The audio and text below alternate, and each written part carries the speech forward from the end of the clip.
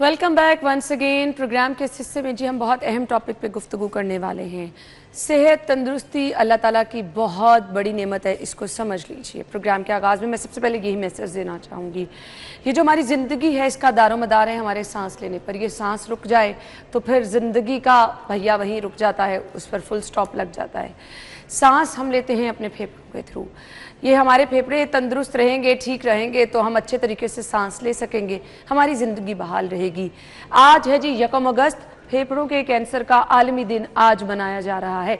ये दिन मनाने का मकसद क्या है, इस दिन का पैगाम क्या होगा, फेफड़ों का कैंसर आखिर होता क्यों है, फेफड़ों का हमारे जिस्म में रोल क्या है, इनका जो फंक्शन है वो क्या है, उसको ठीक रखने के लिए हमें क्या करना है, और अगर खुदा ना खास्ता फेफड़ों का कैंसर होता है उसकी वजूहात, उसकी अलामात और उसका इलाज वो बाद में डिस्कस करेंगे। लेकिन सबसे पहले हम आपको ये बताएंगे कि जो हमारी ज़िंदगी का दारोमदार है, ये हमारे सांस लेने पर है। ये सांस लेने का फंक्शन किस तरह से हमारे बॉडी में काम कर रहा है। प्रोफेसर डॉक्टर अब्बास खोकर साहब जो कि कैंसर स्पेशलिस्ट हैं, उन्होंने हमें ज्वाइन किया है। अस्सलाम वालेकुम डॉक्टर साहब। वालेकुम अस्सलाम वरहमतुल्लाह। बहुत शुक्रिया आपका जी, आपके टाइम का भी बहुत बहुत शुक्रिया। आगाज़ आज 1 अगस्त है, फेफड़ों के कैंसर का आलमी दिन है। इस टॉपिक की तरफ तो हम आएंगे। ये फंक्शन क्या है फेफड़ों का हमारे जिस्म में, इस पर ज़रा रोशनी डाल दें। जैसे आपने बताया अभी, फेफड़ों का फंक्शन सबसे इम्पॉर्टेंट है। ये वो चीज़ है जहाँ पे हमारे ब्लड में गैसेस का एक्सचेंज हो रहा होता है।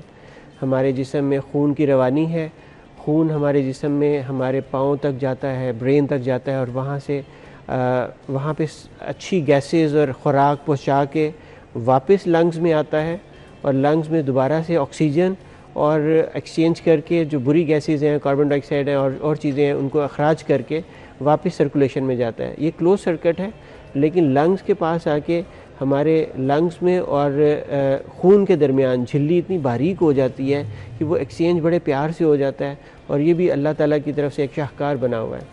बेशक बेशक। अच्छा जी, ये तो हमारे जिस्म में फेफड़ों का रोल हो गया।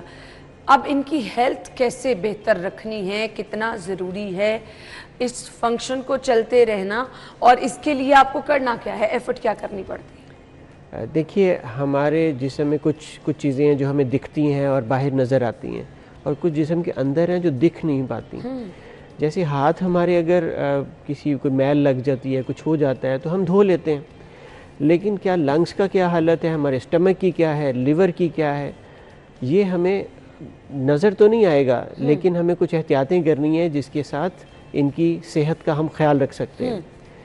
लंग्स, जैसे आपने बताया, इतना इम्पॉर्टेंट रोल है उनका, तो हमें एक्सरसाइज करनी चाहिए, हमें उन आदतों से बचना चाहिए जो लंग्स को डैमेज कर सकते हैं, जैसे सिगरेट नोशी, हुक्का, तंबाकू, पोल्यूशन, या किसी ऐसे एनवायरनमेंट में काम करना। ऑक्यूपेशनल हैज़र्ड्स होते हैं जिसमें ऐसी इंडस्ट्रीज़ होती हैं जिसमें धुएं के अंदर काम करना पड़ता है। तो ये चीज़ें हैं जो लंग्स के अंदर जाती हैं, और अगर क्रॉनिकली मुसलसल हम इनहेल करते रहते हैं इन चीज़ों को, तो ये कॉन्टीन्यूसली डैमेज करके वहाँ पे ज़ख़म पैदा कर सकती हैं, और ऐसी बीमारियाँ पैदा हो जाती हैं जो अल्टीमेटली कैंसर में तब्दील हो सकती हैं। अल्लाह ताला रहम करे। अच्छा जी, मुझे ये बता दीजिएगा, हमने बात की सिगरेट की, तंबाकू नोशी की, अब लोगों को लगता है शायद शीशा और ये जो अब वेव आ गई ये बहुत एडवांस्ड फॉर्म है तो इसका नुकसान कम है। सो डॉक्टर साहब, ऐसा है कि इसका नुकसान सिगरेट के मुकाबले में कम हो रहा है? देखिए, कुछ चीज़ें ऐसी हैं जिनकी बेसिस पे ये प्रोपेगेंडा किया जाता है कि इसमें टार कम है या निकोटीन की वैल्यू कम है, जिसकी बेसिस पे इसकी एडिक्शन और वो चीज़ें कम है। लेकिन अगर दूसरी तरफ देखा जाए तो इसमें कुछ ऐसे केमिकल्स हैं जो बर्न होते हैं, उनसे स्मोक आता है, और उनकी वजह से एक्यूट डैमेज भी होने का ख़तरा है। और बाज़ दफ़ा ऐसे देखा गया कि बहुत तेज़ी के साथ एक मरीज़ जिसको कोई अलामात नहीं थी दमे की या इस तरह की चीज़ों की, तो वो इस बीमारी का शिकार हो जाते हैं कि लंग का डैमेज ऐसा हो जाता है कि वो रिपेयरेबल नहीं होता, और वो क्रॉनिक डिजीज़ का शिकार हो जाते हैं। सेकेंडली, देखने में ये आ रहा है कि ख़वातीन में लंग कैंसर तेज़ी से बढ़ा है, और उसकी एक वजह तो शायद ये वेप और ये स्मोकिंग वगैरह है, लेकिन दूसरी वजह सेकंड हैंड स्मोकिंग भी है कि ख़वातीन शायद ख़ुद इतनी इन्वॉल्व नहीं होती हैं स्मोकिंग में, लेकिन उनके घर में कुछ मर्द ऐसे कर रहे होते हैं, और वो छोटे कमरों में या छोटे घरों में रह रहे होते हैं, तो वो स्मोक जो पी रहा है, स्मोकिंग कर रहा है, उसको हर्ट कर रही है, लेकिन दूसरे लोगों डॉक्टर को साहब भी ये हर्ट तो कर आपने खतरे की घंटी बजा दी है। ऑफिस वगैरह में अक्सर ये होता है जहाँ कहीं पे अलहदा से एरिया स्मोकिंग के लिए नहीं रखा गया होता, लोग एक जगह पे बैठ के स्मोकिंग करें तो आसपास वाले लोगों के लिए बराबर खतरा है। जी, बहुत ज़्यादा, और बहुत ज़्यादा देखने में आ रहा है कि ख़वातीन नहीं भी, उनकी हिस्ट्री कोई नहीं है स्मोकिंग की, लेकिन वो कैंसर हो रहा है और पता नहीं चल रहा कि क्या वजह है।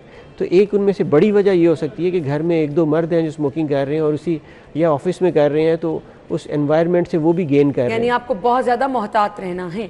अलामात इसकी क्या हैं, क्योंकि पता ही नहीं चलता किसी को फेफड़ों का कैंसर है, खुदा ना खास्ता आपकी स्टेज एडवांस हो जाती है, आपको तब जाके पता चलता है। सो अलामात का ज़रा जिक्र कर दीजिएगा। जी, मोस्ट इम्पॉर्टेंट खांसी का आना, अच्छा। सांस की रुकावट का फील होना, बाज़ दफ़ा चेस्ट में पेन होती है, और खांसी के साथ खून का आना। अच्छा। ये मोटी, और वज़न की कमी, तेज़ी से वज़न कम होना बग़ैर किसी वजह के, भूख का ना लगना, ये मोटी मोटी अलामात हैं जो लंग कैंसर के साथ एसोसिएटेड है। और अगेन अगर हाई रिस्क है एक पर्सन, जैसे स्मोकिंग की हिस्ट्री है और 20-30 साल से स्मोकिंग हो रही है, या कोई ऑक्यूपेशनल ऐसी उसकी एनवायरनमेंट है, तो उसमें अगर ये अलामात हों तो ये ज़्यादा ख़तरनाक है। ये अलामात और बीमारियों में भी आ सकती हैं, जैसे नज़ला ज़ुकाम में भी खांसी आती है, या इस तरह की अलामात, सांस में रुकावट वाली फीलिंग आ सकती है। लेकिन अगर एक पेशेंट हाई रिस्क है, एक पर्सन हाई रिस्क है, स्मोकिंग और उस तरह की हिस्ट्री है, तो ये अलामात को इग्नोर नहीं करना चाहिए और फ़ौरी डॉक्टर से रब्ता करना चाहिए। ये मर्ज़ काबिल इलाज है? जी, अर्ली स्टेज पे अगर पकड़ा जाए, अगर स्टेज 1 और 2 में पकड़ा जाए तो ये मुकम्मल तौर पे ख़त्म किया जा सकता है, इसे डरने की ज़रूरत नहीं है। लेकिन अगर स्टेज 3 और 4 पे चले जाते हैं तो सर्वाइवल के चांसेस बहुत कम हो जाते हैं। स्टेज 3 का मतलब ये है कि बहुत सारे लिम्फ नोड्स साथ में इन्वॉल्व हो गए हैं, और स्टेज 4 का मतलब ये है कि जिस्म के दूसरे अज़ा, ऑर्गन जैसे ब्रेन, लिवर, लंग्स, वो बोन्स वो इन्वॉल्व हो जाएँ, तो उसको स्टेज 4 बोलते हैं। और एक तरह से उसका कोई इलाज नहीं है, सिर्फ उसको कंट्रोल करने की कोशिश की जाती है। ठीक है डॉक्टर साहब, पाकिस्तान में क्या इसका जदीद, आपने कहा ना स्टेज 1 और 2 पे इसको मुकम्मल तौर पर ख़त्म भी किया जा सकता है, तो जदीद इलाज क्या मेडिसिन की फॉर्म में मौजूद है, ड्रिप्स की फॉर्म में, इंजेक्शन की फॉर्म में? उस पर रोशनी डाल दीजिए। जी, पहले तो एक दौर था जिसमें ज़्यादातर कैंसर्स का इलाज सिर्फ कीमोथेरेपी से होता था। जैसे जैसे साइंस डेवलप कर रही है, हमें समझ में आ रहा है कि कैंसर की वजूहात क्या हैं, और स्पेसिफ़िकली उस वजह को टारगेट किया जाए तो उससे कैंसर को कंट्रोल करना या ख़त्म करने के चांसेस भी बढ़ जाते हैं, और उस दवा के साइड इफ़ेक्ट्स भी कम होते हैं। तो आजकल जो दौर है, आजकल इम्यूनोथेरेपी का और टारगेटेड थेरेपीज़ का दौर है। मरीज़ के सैम्पल्स लेके उनको चेक किया जाता है कि इस मरीज़ को किस ख़ास दवा की ज़रूरत है, और कई दफ़ा वो म्यूटेशन मिल जाती है जिसमें एक ख़ास दवाई दे के उसी सिर्फ कैंसर को इफ़ेक्ट किया जाता है, उसको मारने की कोशिश की जाती है, और जिस्म के बाकी अज़ा को नुकसान नहीं होता। सही, ये तो बहुत अच्छी चीज़ है जी। अच्छा जी, मुझे ये बता दीजिएगा डॉक्टर साहब, हमने अलामात की भी बात कर ली, हमने इलाज की भी बात कर ली, प्रिवेंशन बहुत बड़ी चीज़ है। आज के दिन का पैगाम भी यही है। आज के दिन हमने जोर भी इस चीज़ पे देना है कि प्रिवेंशन लाजमी है जी, बेटर देन क्योर है। आप इससे पहले कि इलाज की तरफ जाएं, आप एहतियात कर लें, इस लेवल तक ही ना आएँ। प्रिवेंशन के पेश नज़र हमने क्या करना है? जी, सबसे इम्पॉर्टेंट चीज़ है स्मोकिंग से बचना। आप अपने लिए भी बचें और अपने घर वालों को भी इससे रोकें, और बच्चों को ख़ास तौर से उस एनवायरनमेंट से दूर करना जो वेप, नशा, स्मोकिंग, हुक्का इस तरफ को लेके जाते हैं, शीशा, वो एनवायरनमेंट जो धुएं वाला एनवायरनमेंट है वो किसी के लिए भी नुकसानदेह है। आपकी तो पहली प्रिवेंशन का जो आपने पहला पॉइंट बताया, मैं परेशान इसलिए हूँ कि मैं तो हर नौजवान को वेप पीते देख रही हूँ, हर नौजवान को सिगरेट। तो हमारा हर जवान इस टाइम रिस्क पे है। जी बिल्कुल ऐसे ही है जी, क्यों नहीं। इसके ऊपर तो स्ट्रिक्ट एक्शन होना चाहिए, लेजिस्लेशन होनी चाहिए, गवर्नमेंट की तरफ से टैक्सेस, पाबंदियाँ, कुछ ऐसा होना चाहिए कि इस तक हमारे बच्चे पहुंच ना सकें। No doubt. सो बाकी प्रिवेंशन के पेश नज़र हमें क्या करना है? जी, अपनी हेल्दी लाइफस्टाइल को मेंटेन करना बहुत ज़रूरी है। जैसे अब फॉग का सीज़न आएगा तो मास्क लगाना, किसी आप ऐसे एनवायरनमेंट में काम कर रहे हैं जहाँ पे स्मोक है तो आपको मास्क लगाना चाहिए। और दूसरी चीज़ ये है कि एक्सरसाइज करना, अपने हेल्दी वेट में रहना, एक अच्छा एक्टिव लाइफस्टाइल बनाना और अच्छी हाइजीनिक खुराक खाना, ये चीज़ें हैं जो हमें अपने लाइफस्टाइल के अंदर रेगुलरली ले आएँ। एक्सरसाइज करने से हमारे लंग्स हेल्दी होते हैं और उनकी क्लींजिंग पावर इम्प्रूव होती है, हमारा इम्यून सिस्टम बूस्ट हो जाता है। तो ये चीज़ें हम अपने लाइफस्टाइल में अगर ले आएँ तो ये चीज़ें इस कैंसर के बनने को बहुत कम कर सकती हैं। ये जेनेटिक भी है कि अगर पेरेंट्स में है तो आगे बच्चों में भी हो सकता है, क्योंकि बहुत सारी आपकी ऐसी बीमारियाँ हैं जो कि जेनेटिक भी होती हैं। जी, हो सकती हैं, लेकिन इसकी रेशो बहुत कम है। लंग कैंसर के हवाले से बहुत कम है। ये दूसरे कैंसर जैसे ब्रेस्ट है या ओवेरियन है तो उसमें इसकी तादाद ज़्यादा है। लंग कैंसर का मेन फैक्टर एनवायरमेंटल है, जैसे अर्ज़ किया वही तंबाकू और धुआं और वो सारी चीज़ें। डॉक्टर साहब, ये धुआं छोड़ती गाड़ियाँ, ये हर साल स्मॉग का जो हमें सामना रहता है, वो लोग जो कि बाइक पे मुसलसल सफ़र करते हैं, वो लोग जो किसी ऐसी फैक्ट्रियों में काम करते हैं जहाँ टायर जलाए जाते हैं, धुआं, तो ये तमाम लोग रिस्क पे हैं। इन तमाम लोगों को एहतियात करनी है। जी बिल्कुल एहतियात करनी है। और इसके ऊपर अगेन वही बात है कि ऐसी फैक्ट्रियाँ जहाँ पे ये ऐसी चीज़ हो रही है उनको अपने SOPs बना के उसको फॉलो करना चाहिए। आवाम को भी ये बताने की ज़रूरत है कि मास्क का इस्तेमाल ज़्यादा किया करें। बहुत ज़्यादा ट्रैफिक हो गई है। अब तो खैर थोड़ा इलेक्ट्रिक की तरफ लोग जाना शुरू हो गए हैं, लेकिन उससे पहले वो वहाँ तक जाते जाते अभी भी बहुत ज़्यादा पोल्यूशन है, धुआं बहुत ज़्यादा है, घरों में भी बाहर भी। जो कर सकते हैं हमें ज़रूर करना चाहिए। हमें अपने लंग्स का ख्याल करना है, उनको हेल्दी रखना है। बिल्कुल। बच्चों में, बड़ों में इक्वली इसके चांसेस हैं? क्या लगता है हमें? अच्छा, अभी तो जवान है जी, अगर सिगरेट पी भी रहा है तो ये इतना उस पर रिस्क फैक्टर नहीं है, एक स्पेसिफिक एज में जाके इसका होगा। कुछ लोग कहते हैं कि जी ये तो बंदा साल हर साल से सिगरेट पी रहा है, इसको तो कुछ नहीं हुआ। सो उन लोगों को क्या कहना चाहिए? जी देखिए, कोई भी चीज़ हम प्रोबेबिलिटी वाइज देखते हैं, जो उसकी साइंटिफिक टर्म है, जो बायोस्टैटिस्टिक्स की तरफ से देखते हैं, तो हम ये नहीं कह सकते कि हर सिगरेट पीने वाले को लाजमी कैंसर होगा। सिमिलरली हम ये भी नहीं कह सकते कोई सिगरेट नहीं पी रहा तो उसको नहीं होगा, लेकिन चांसेस ज़्यादा उसमें है जो स्मोकिंग कर रहा है और उस एनवायरनमेंट से एक्सपोज्ड है, और उसके चांसेस मैनी फोल्ड ज़्यादा है, 20 टाइम्स और मोर ज़्यादा है एज़ कम्पेयर टू दोज जो उस एनवायरनमेंट में नहीं है, जो स्मोकिंग नहीं कर रहे, उनके चांसेस कम है। सही। मुझे ये बता दीजिएगा, क्या बच्चों में भी इसके चांसेस ज़्यादा होते हैं? जी, यंग पेशेंट्स में देखने में आ रहा है। पॉपुलेशन आ रही है ऐसी यंग जो इस तरह है, और उनमें रिस्क फैक्टर्स भी नहीं होते, और प्रॉबेबली उनमें जेनेटिक फैक्टर्स हैं। अभी साइंस वहाँ तक नहीं पहुँची, या हमें अभी वो पाकिस्तान में ऐसी फैसिलिटीज़ नहीं है जिसमें हम पर्टिकुलरली उन कैंसर्स को कर सकें कि यंग में क्यों आ रहा है। तो सही। डॉक्टर साहब, आज के दिन की मुनासबत से मैसेज क्या होगा देखने वालों के? जी, अपने लंग्स का ख्याल करना बहुत ज़रूरी है। तम्बाकू नोशी से परहेज़ करें, और सफाई का ख्याल रखें, और साथ में एक्सरसाइज ज़रूर करें। ये तो आपकी ज़िंदगी के लिए लाज़िम मलज़ूम है। अगर आप तंदुरुस्त रहना चाहते हैं, अगर आप चाहते हैं कि आप लंबी ज़िंदगी अच्छी सेहत के साथ पाएँ, तो यकीन माने कुछ चीज़ों का सिर्फ ख्याल रखें, अपने लाइफस्टाइल को गौर कर लें। सिर्फ आप हेल्दी खाएं और एक्सरसाइज करें, वॉक करें। बहुत ज़्यादा नहीं कर सकते तो हफ्ते में 4 दिन जो हैं, 5 दिन, इसको अपनी ज़िंदगी का लाजमी जुज़ बना लें। आप तंदुरुस्त रहेंगे, बीमारियों से दूर रहेंगे। अल्लाह पाक सबको सेहत और तंदुरुस्ती वाली ज़िंदगी दे। थैंक यू सो मच, आपके वक्त का बहुत बहुत शुक्रिया। बहुत शुक्रिया। हम ब्रेक के बाद आपको ज्वाइन करते हैं, हमारे साथ ही रहिएगा।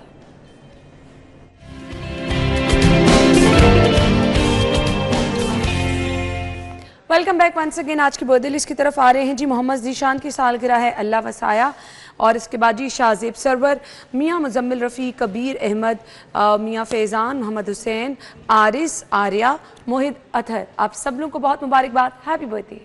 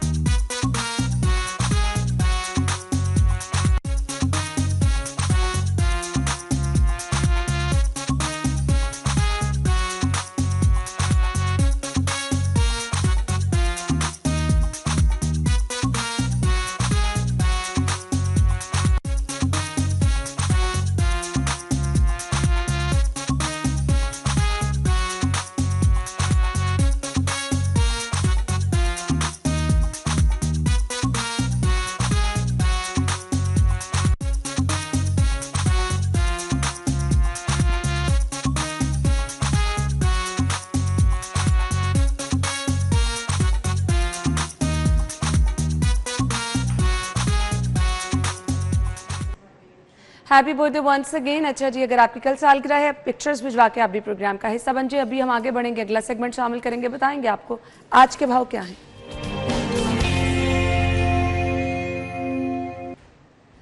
सो फातिमा बाहिर मौजूद हैं ओपन मार्केट में, रेट लिस्ट उनके पास है, उनसे जानेंगे। Over to you.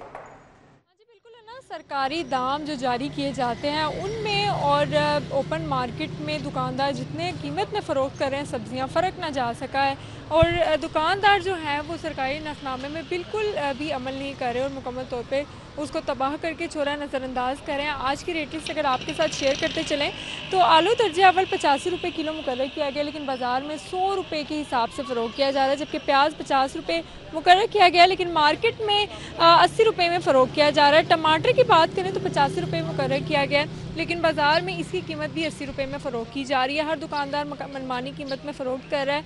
एक भी कीमत जो है वो मिलती जुलती नहीं है कि हर दुकानदार एक ही कीमत के इजाफे के साथ कर रहा है और हर दुकानदार कोई 20 रुपये इजाफे के साथ, कोई 30 तो कोई 50 रुपये इजाफे के साथ जो है वो सब्जियां फ़रोख्त कर रहा है। लहसुन की बात करें तो 210 की बजाय 250 में फ़रोख्त किया जा रहा है। अदरक जो है वो 460 की बजाय 500 तक फ़रोख्त किया जा रहा है। मसाला जात के तौर पर इस्तेमाल होने वाली सब्जियां ही दुगने दाम फ़रोख्त हो रही हैं। इसके अलावा अगर हम बाकी सब्जियों की बात करें तो बैंगन 140 की बजाय 160 में फ़रोख्त किया जा रहा है। शिमला मिर्च 190 की बजाय 210 में, शलजम 80 की बजाय 100 में, करेला 160 की बजाय 180 में, जबकि मटर जो है वो 240 की बजाय 260 में फ़रोख्त किया जा रहा है। गोभी 120 की बजाय 150 में फ़रोख्त किया जा रहा है। टिंडे जो हैं वो 190 की बजाय 205 में, घिया 200 की बजाय 205 में फ़रोख्त किया जा रहा है। जबकि सब्ज़ मिर्च की बात करें जो हर सब्ज़ी में इस्तेमाल होती है 110 की बजाय 140 रुपये में फ़रोख्त की जा रही है, जिस पर शहरी जो हैं वो ख़ासे गिले शिकवे कर रहे हैं और सार्फिन की तादाद भी आज बाज़ार में कम दिख रही है। उनका यही कहना है कि हर दुकानदार गिरा फ़रोख्त जो है वो अपनी मनमानी कीमत में फ़रोख्त कर रहा है, जिस पर उनको सब्ज़ियाँ ख़रीदना भी उनके लिए दुशवार हो गया है और उनकी प्राइस कंट्रोल कमेटियों से ये दरख्वास्त है कि यहाँ पे चेक एंड बैलेंस रखा जाए, रेट लिस्ट अवेज़ा किया जाए, ताकि जो सरकारी नफनामा जारी किया जाता है दुकानदार उस पर अमल दरामद कर सके। जी ठीक है जी, सरकारी नेकनामे पर अमल नहीं हो रहा, पैरा आपने बना दी और अभी हमने डिस्कस किया महंगाई बहुत बड़ा मसला है।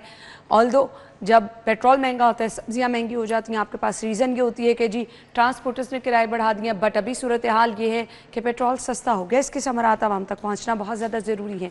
तो लेट्स सी, आज तो अभी आगाज़ हुआ है दिन का, तो आने वाले दिनों में क्या सूरत हाल होती है, हम लोगों की शिकायत, लोगों के तहफ़्फ़ुज़ात आप तक पहुँचाते रहेंगे। ओपन मार्केट से रेट आप तक पहुँचाने का मकसद भी होता है कि आपको पता चल जाए आप मार्केट में अगर जा रहे हैं तो कौन सी सब्ज़ी किस कीमत में मिल रही है। फिलहाल एक ब्रेक ले लेते हैं जी, ब्रेक के बाद हम आपको ज्वाइन करेंगे। स्टे विद अस।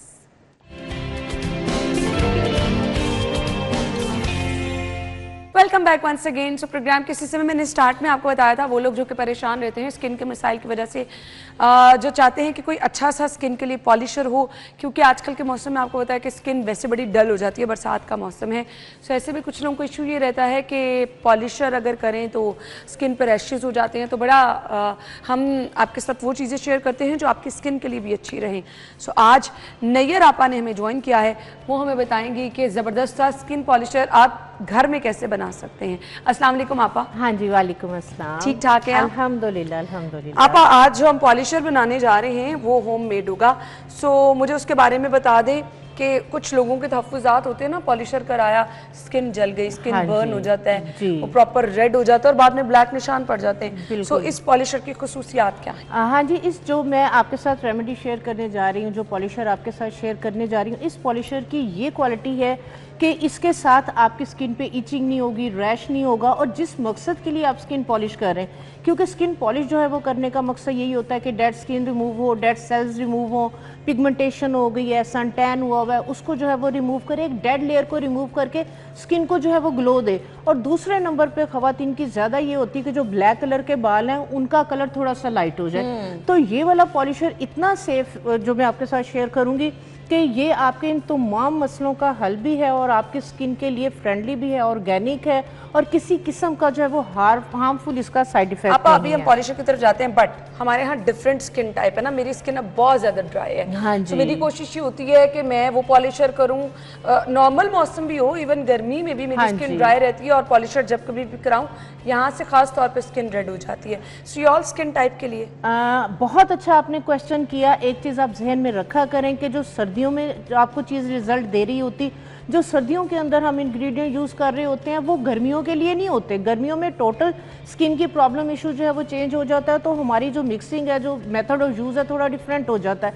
अब जैसे आपने बात की कि मेरी जो है वो स्किन ड्राई, गर्मियों में भी जिन लोगों की स्किन ड्राई होती है उन लोगों के लिए ये है कि बहुत ज़्यादा जो है वो मोहतात रहें, क्योंकि अगर जिनकी गर्मियों में भी ड्राई स्किन होती है उनकी स्किन पे वक्त से पहले झुर्रियाँ आने का जो है वो डर होता है, तो इसलिए उन्हें बहुत ज़्यादा कोई भी हार्मफुल केमिकल अपने फेस पे अप्लाई करने से पहले बहुत ज़्यादा जो है वो मोहतात होना, अपनी स्किन को मॉइस्चराइज रखें और कोई भी इस तरह की प्रोडक्ट अपनी स्किन के ऊपर यूज़ बिल्कुल भी ना करें कि जो आपकी स्किन को जो है वो नुकसान दे रही हो। ख़ासकर कोई भी ब्लीच वगैरह इस तरह की कि जो आपकी स्किन को, मैंने देखा ख़वातीन लाजमी करती है, चाहे बर्न हो गई, इचिंग हो गई, हो रही, रैश हो रहा है, खारिश नहीं जी, ब्लीच लाजमी करनी है।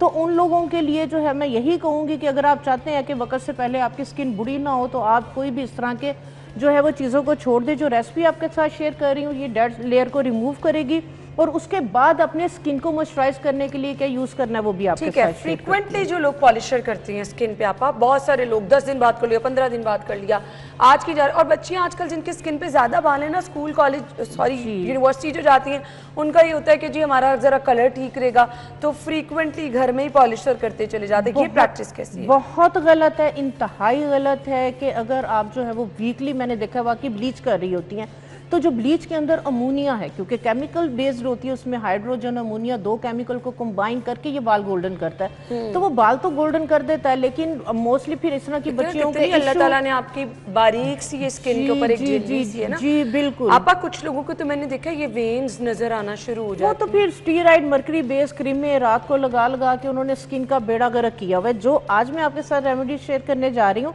अगर आपको जिस तरह से मैंने कहूँगी मौसम के हिसाब से और इसी क्वांटिटी के हिसाब से आप यूज़ करेंगे, आप देखेंगे कि आपको कोई भी ब्लीच वगैरह इस तरह की या हार्मफुल स्टीराइड मर्करी बेस्ड आपको व्हाइटनिंग क्रीम। अच्छा आपका मेरा एक और सवाल है, क्योंकि अब हमारे यहाँ ट्रेंड बहुत है, हाँ अब गोरा रंग तो हर किसी को चाहिए होता है। अच्छा समटाइम मेरा भी दिल करता है, क्योंकि ये इतना सारा मेकअप हर रोज कर करके यकीन माने आपा आजकल के मौसम में तो बड़ा स्किन का कलर जो है ना वो डल हो जाता है। तो अब ये जो रंग गोरा करने वाली क्रीम लगाते हैं, ऊपर से पॉलिशर ऐसे खतरनाक कर लेते हैं, तो उनकी तो स्किन की लेयर डैमेज हो जाती है। बिल्कुल डैमेज हो जाती है, धूप में नहीं जा सकते, पसीना आता है, इचिंग, रैश, खारिश और स्किन इतनी रेड के थ्रेड निशान पड़ जाते हैं। जी बिल्कुल पड़ जाते हैं। तो काइंडली आप इस तरह की चीज़ों को अवॉइड करें, अपनी स्किन से प्यार करें, अपनी ब्यूटी से प्यार करें।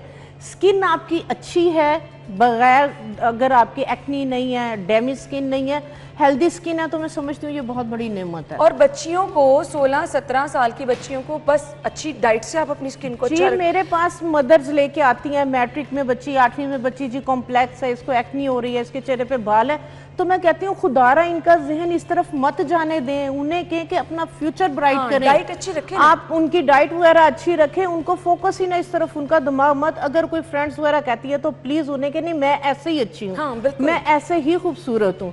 तो इसमें मदर्स का मैंने देखा है बहुत ज़्यादा कंट्रीब्यूशन होता है कि वो बच्चियों के अंदर इस कॉम्प्लेक्स को जो है ना, वो फ्रेंड्स कहती हैं उसने कह दिया, उसने कह दिया, तो काइंडली इधर से सुने, इधर से निकाल दें, अपने अच्छे फ्यूचर को फोकस रखें।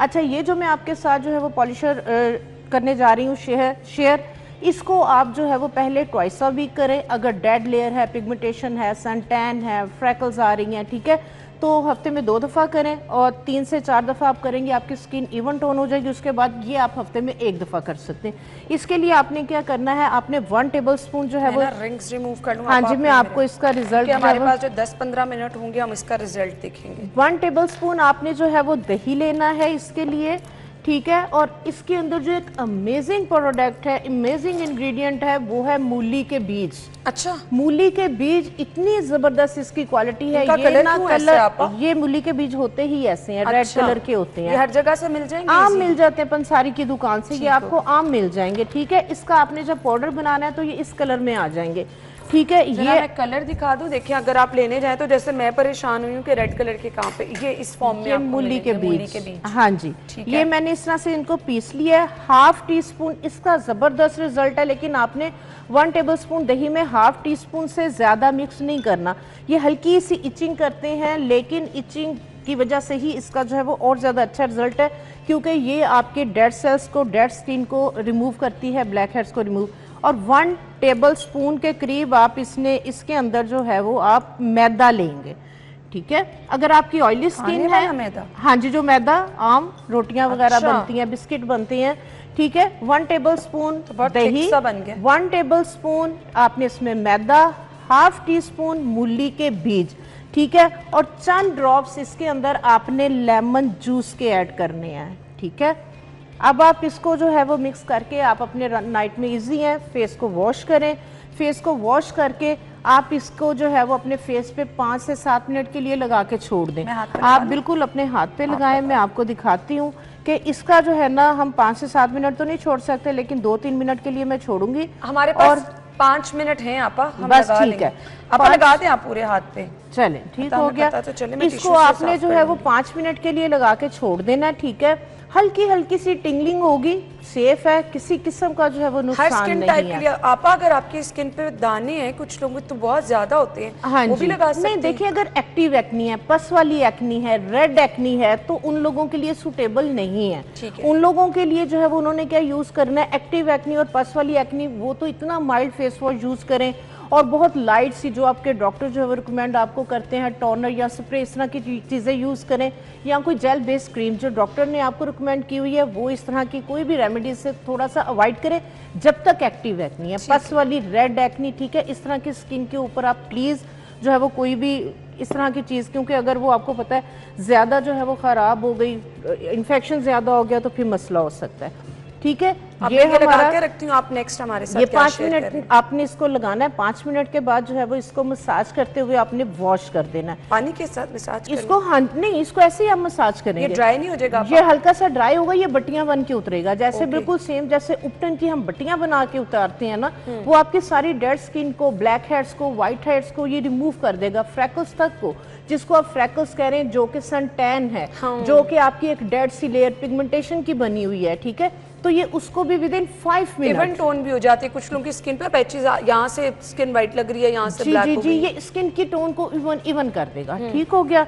इसके बाद जो है वो मैं आपके साथ एक और जो है वो पॉलिशर की रेसिपी आपके साथ लगाना है, जी, आपके साथ मैं एक और रेमेडी शेयर कर रही हूँ जो कि कमाल है। इसको आप बना के 6 महीने होममेड 6 माह के लिए आप इसको जो है वो रख सकते हैं। ये खराब बिल्कुल भी नहीं होगी, जितनी ये पुरानी होती चली जाएगी। जिसमें आपकी नेचुरल चीजें यूज हो रही हैं, एप्पल है, लेमन है, कुदरती चीजें हैं, उसका नुकसान किस तरह से आपको पहुंच सकता है। हमारा मकसद भी यही होता है, आपके साथ चीजें भी वही शेयर। आपने क्या करना है, सेब लेना है, लेमन लेना है, सेब को नहीं, सेब को मैंने काट के, छिलके इसके उतार के, इसको मैंने ओवन में जो है वो रख के थोड़ा सा सोक कर लिया, थोड़ा सा नरम कर लेना है ताकि वो अच्छी तरह ना उसका वो बन जाए। जी, अच्छी तरह से इसको जो है वो जब ओवन में रखेंगे, ये देखें, ये बिल्कुल इस तरह से जो है वो सॉफ्ट हो जाएगा। इसको आपने जो है वो मैश कर लेना है, इस तरह से आपने इसको मैश करके, तो अब हम प्लेट बड़ी ले लें जिसमें हम इजी, बस हो गया, हमें इतना की चाहिए, ओके, ठीक है। इस तरह से हमने मैश कर लिया। इसके बाद आपने लेना है ऑर्गेनिक सिरका, ओके, क्योंकि जो सिरका है ये बहुत जबरदस्त आपके सिरका तो व्हाइट कलर का होता है, ये मैंने घर में बनाया हुआ है जामुन का सिरका, अच्छा, ठीक है, ऑर्गेनिक है। जामुन के सिरके का कलर आपको पता है कि थोड़ा सा जो है वो रेडिश टोन में होता है, ठीक है। तो ये जामुन, हम जो बाजार से सिरका मिलता है वो भी ले सकते हैं। आपने सिंथेटिक नहीं लेना, आपने ऑर्गेनिक लेना है। आप सेब का ले लें, आप कोई भी जो है वो सिरका ले लें। हाँ, सेब का सिरका भी आसानी से मार्केट में, हाँ जी, आराम से मिल जाता है, लेकिन आपने सिंथेटिक नहीं लेना। आपने क्या करना है, सिरके के अंदर इस तरह से सेब को आपने मैश करके, आपने इस तरह से सिरके के अंदर जो है वो इसको डाल देना है, ठीक है, कि ये ना भर जाए उसके अंदर। आपा डिपेंड करता है आप कितनी क्वांटिटी में बना रहे हैं। पूरा सेब भी, हाँ जी, पूरा तो सेब, ये 6 महीने के लिए आप बना लें। मैंने इतने जार नहीं है, मैं आपके साथ अपना सैलॉन से सीक्रेट शेयर कर रही हूँ। हमने बड़े जो जार होते हैं ये बना के, एक और मैं भी रेमेडी आपके साथ शेयर करती हूँ। तो ये हम अपने सैलॉन के अंदर जो है ये, क्योंकि मेरा आपको पता है ऑर्गेनिक के ऊपर मेरी कंपनी भी है, तो हम लोग ऑर्गेनिक पे काम करते हैं, ठीक है। सेब डाला, सिरका डाला, इसमें जो ओट्स हैं, जौ, आपने इसके अंदर जो है वो डाल देना है। तकरीबन 1 टेबलस्पून के करीब आपने इसमें इस तरह से जो है वो जौ डाल देने। ये खराब बिल्कुल भी नहीं होगा। ये इतना जबरदस्त आपका स्किन पॉलिशर है, ये इतना जबरदस्त। फ्रिज में रखना है? नो बाहर। अच्छा। सिरके के अंदर आप देखें, हम अचार डालते हैं, चटनियाँ डालते हैं, वो साल पड़ी रहती हैं, वो खराब नहीं होती। तो ये जितनी ज़्यादा पुरानी होती चली जाएगी, कंटेमिनेशन होगी, उतना ज़्यादा इसका अच्छा रिजल्ट होगा। आप देखें कि डॉक्टर्स वगैरह जो है वो आजकल एस्थेटिक क्लिनिक्स के अंदर बहुत ज़्यादा केमिकल पील्स का जो है वो ट्रेंड है, ऐसे ही है। बहुत ज़्यादा केमिकल पील्स जो है वो यूज़ करती हैं, ठीक है। आपा ये जो वो हमें वो जी जो हम नाश्ते में वाले जी जी जी ये वो वाले ओट्स हैं, ठीक है। और इसके अंदर आपने जो है वो चंद कतरे जो है वो इस तरह से लेमन जूस के डाल दिए इतनी क्वांटिटी के अंदर, ये हमने इसको कर दिया बंद, ठीक है। ये आपने 3 से 4 दिन के लिए छोड़ देना, इसके अंदर हल्के से बबल्स से बनेंगे, अच्छा ठीक है। डरने वाली बात कोई भी नहीं है, आपने डेली बेसिस पे इसको थोड़ा सा खोलना है, ठीक है।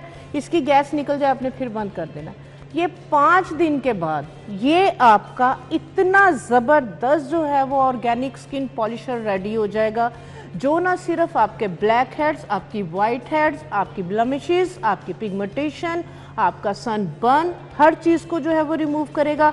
इसको यूज़ करने का तरीका का क्या है कि आपने जो है ये क्योंकि एक प्रॉपर पेस्ट, ब्रेक ले लेते हैं, ब्रेक के बाद आपने इसको यूज़ करने का तरीका लगाना कैसे, ये जो लिक्विड फॉर्म है थोड़ा थिक हो जाएगा जब हम 4 से 5 मैं अभी आपस से पूछती हूँ जी, ब्रेक ले लें आप, ब्रेक के बाद आते हैं, स्टे विद अस।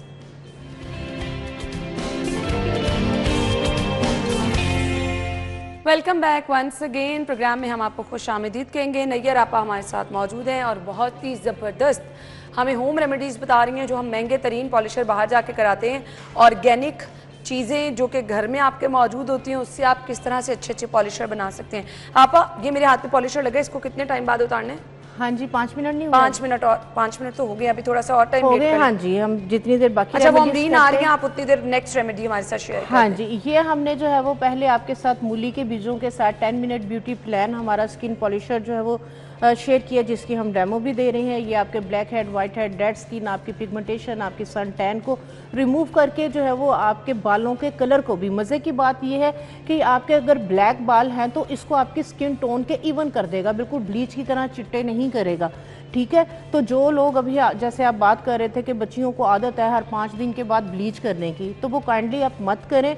आपकी जो स्किन का एक प्रोटेक्शन है, प्रोटेक्टिव आपका बैरियर है, जो एक नेचुरल आपकी स्किन का मॉइस्चर है, वो आप इस एज के अंदर निकाल देंगे, ख़त्म कर देंगे। तो आपकी अगर एजिंग 50 के बाद आनी है तो आपकी एजिंग 30 साल के बाद आना शुरू हो जाएगी। इस वजह से जो एसिड मेटल है आपकी स्किन के ऊपर, इसको जो है वो कायम रहने दें। इसको आप प्लीज़ जो है वो आप डिस्ट्रॉय ना करें। इसको आप जो है वो ब्लीच और इस तरह की केमिकल बेस्ड क्रीम्स वगैरह यूज़ करके इसको जो है वो ख़राब नहीं करें।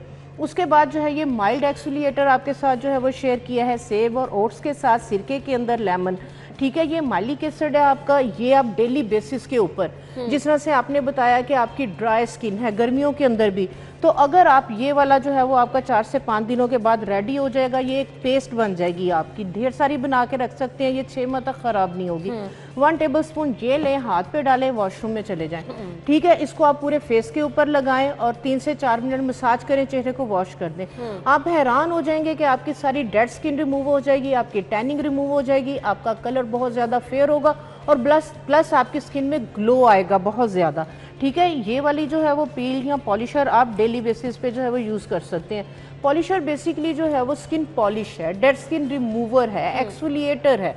और जो आपकी मार्केट में आते हैं वो शेल्स के साथ इतने हार्श किस्म के स्क्रब, काइंडली वो इस्तेमाल मत करें। एक तो वो आपके पोर्स को डिस्क्लोज करता है, अगर ऑयली स्किन है और ज़्यादा आपकी जो है वो ऑयली हो जाती है, और अगर ड्राई स्किन है तो और ज़्यादा ड्राई ठीक हो गया। आप 4 मिनट है, अमरीन आप मुझे स्पंज प्लीज़ पकड़ा दें। चलें जी लें, मैं इसको थैंक यू। आप वो पानी मुझे दे दें, मैं इसको रिमूव कर लूँ।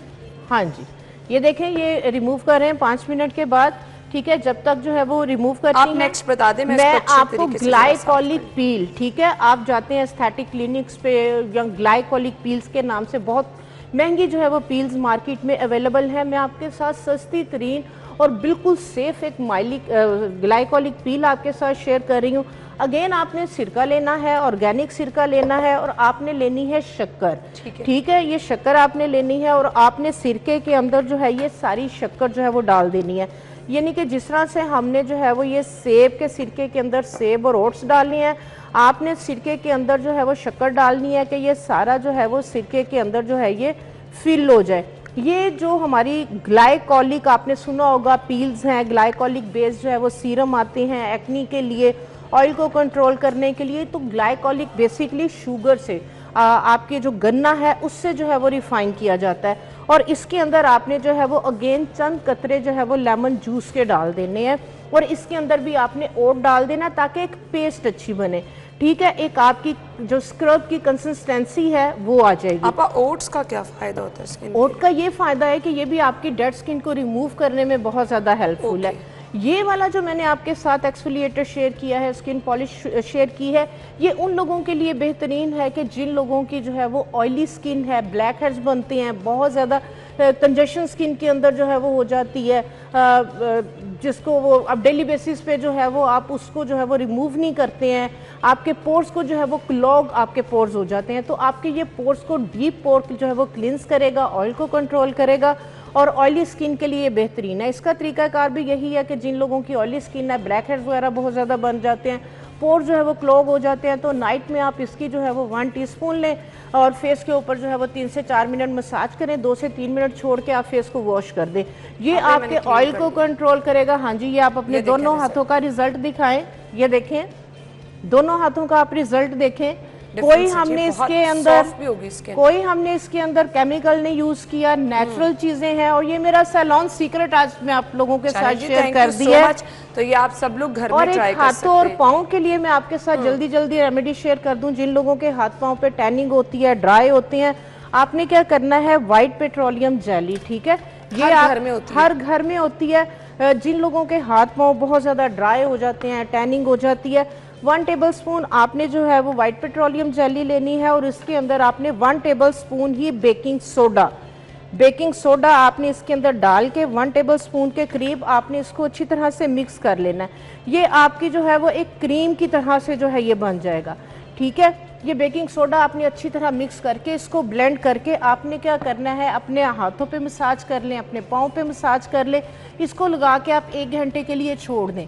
ठीक है, कोशिश करें कि अगर आपके पास प्लास्टिक के ग्लव्स हैं आप वो पहन लें। 1 घंटे बाद आप वॉश करेंगे, आपकी ड्राई स्किन रिमूव हो जाएगी, आपके जो है वो हाथों की टैनिंग को रिमूव करेगा और बहुत ज़्यादा आपके हाथ जो है वो मॉइस्चराइज हो जाएंगे। अब जिस तरह से हमने ये वाला जो है वो पॉलिशर किया है, ठीक है, डेड स्किन को रिमूव किया है, अब हमें ग्लो चाहिए क्योंकि इसने आपकी डेड लेयर को रिमूव किया है। उसके लिए आपने क्या करना है, आपने फेशियल ऑयल बना लें। आपने क्या करना है, मैंने आलमंड ऑयल लिया है, मैंने कैस्टर ऑयल लिया है, मैंने विटामिन ई लिया है। ठीक है, ये सारी चीज़ें जो है वो आप 1 टेबलस्पून लेके और इसके अंदर 1 टेबलस्पून ग्लिसरीन ऐड कर लें। इन चारों चीज़ों को जो है वो आप मिक्स करके रख लें। ठीक है, और इसको आपने जो है वो 2 से 3 ड्रॉप, जहाँ पे आपने ये वाला पॉलिशर जो है वो यूज़ किया है, 2 से 3 ड्रॉप आपने इस वाले ऑयल के जो है आपने मसाज वहाँ पे कर लेना है। ओके, ठीक है, और इस तरह से अब इसका मसाज, हाँ जी, अब इसका मसाज करें। ये आपकी स्किन को ग्लो देगा, जो एक वाइटनिंग रिजल्ट आया आपका, ठीक है, ये उसको जो है वो स्टेबल कर देगा। तो ये वाला पॉलिशर आप पहले, बहुत टैनिंग है, 8 दिन में जो है वो 2 दफ़ा ट्वाइस अ वीक कर लें, फिर हफ्ते में आप 1 दफ़ा करें। आपको सैलून पे जाके स्किन पॉलिश और केमिकल बेस जो है वो प्रोडक्ट यूज करवाने की कर लेना, वॉश कर लेना, इसको आप जज़ब करें, मसाज करें। ये स्किन के अंदर अच्छी तरह से 3 से 4 मिनट मसाज करें, ये स्किन में जज़ब हो जाएगा। उसके बाद हल्का सा टिश्यू ऑफ करें। चलें जी, थैंक यू सो मच। आपा चारकोल का आपने इस्तेमाल, मुझे 1 मिनट है, फटाफट बता दें। जी, चारकोल भी आप देखें कि जो चारकोल है, चारकोल बेस जो है वो आप देखें, फेस वॉश, मास्क, इसका इस तरह की चीज़ें बहुत ज़्यादा आ रही हैं। आप क्या करें, चारकोल जो है वो स्किन पॉलिश घर में बना सकते हैं। आपने 1 टेबलस्पून इस तरह से जो कोयला है, इसका एक्टिव जो चारकोल है, यानी कि चारकोल को आपने धो के खुशक करके उसका पाउडर बना ले। 1 टेबलस्पून, ये 1 टेबलस्पून ही इसके अंदर आपने कॉर्नफ्लोर जो है वो मिक्स करके रख लें। ठीक है, तो आपने जो है वो दही के अंदर थोड़ा सा ये लेना है, दही के अंदर आपने ये वाला पाउडर लेना है, 2 से 3 कतरे लेमन जूस के, ये आप लगा के जो है वो इसके साथ भी आप अपने फेस के ऊपर एक पतली सी पेस्ट लगाएं, 3 से 4 मिनट का मसाज करें। चलें जी, जैसे ये आपको व्हाइटनिंग मिली है, उसी तरह से चारकोल के साथ आपको बहुत अच्छा एक व्हाइटनिंग इफेक्ट मिलेगा। चलें जी, थैंक यू सो मच नाज़रीन। बहुत ज़बरदस्त रेमेडीज़ हमने शेयर की हैं, 2-3 पॉलिशर की। सो अपनी स्किन टाइप के अकॉर्डिंग आपने इसको जो है वो बनाना है और हमें फीडबैक देना है। आपा थैंक यू सो मच, आपके टाइम का बहुत बहुत शुक्रिया। आप हमें इजाज़त दीजिए, कल मुलाकात होगी। अल्लाह हाफ़िज़।